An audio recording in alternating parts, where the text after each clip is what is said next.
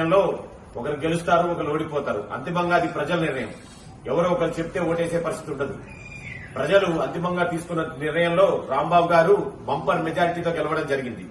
అంటే ఇవాళ సత్యనారాయణ అన్న మీద జరిగిన దాడి రేపొద్దున ఇంకో వ్యాపారస్తుల మీద జరగదని ఏంటి? దీన్ని మేమందరం కార్పొరేటర్లం తీవ్రంగా ఖండిస్తా ఉన్నాం. మళ్లీ ఇటువంటి సంఘటనలు జరిగితే మా బీఆర్ఎస్ పార్టీ కార్పొరేటర్లందరూ కూడా వనమా గారి నాయకత్వంలో ధర్నా చేస్తామని చెప్పి నేను అందరికీ తెలియజేస్తా ఉన్నాను.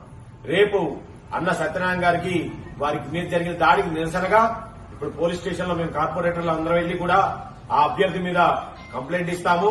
అదేవిధంగా రేపు అందరూ నవభారత్ గాంధీనగర్లో ఉన్న వ్యాపారస్తులందరూ కూడా దీనికి నిరసనగా బంద్ పాటించాలని నేను అందరికీ కూడా విజ్ఞప్తి చేస్తున్నాను. ఇటువంటి రౌడీయిజము వీటిని బీఆర్ఎస్ పార్టీ సహించదు. మా పెద్దలు ఎంపీ వద్దిరాజు రవిచంద్ర గారికి, జిల్లా అధ్యక్షుడు రేఖకాంతారావు గారు, తద్వారా మాజీ మంత్రి మరియు వనమా వెంకటేశ్వరరావు గారి ద్వారా కేటీఆర్ గారికి దృష్టికి కూడా, పార్టీ అధిష్టానం దృష్టికి కూడా ఈ విషయం వెళ్లింది. వారు బాధిత కుటుంబ సభ్యులతో మాట్లాడడం జరిగింది.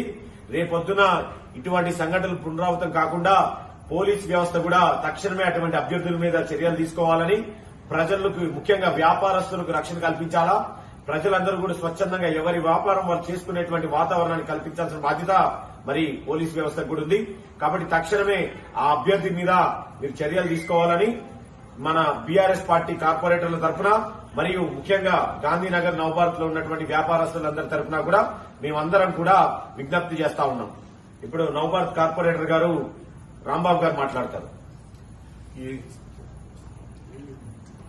ఖండిస్తూ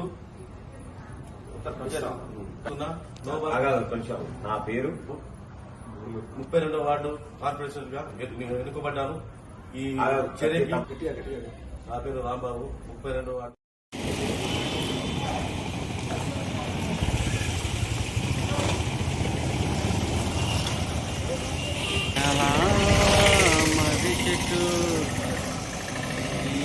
అన్నా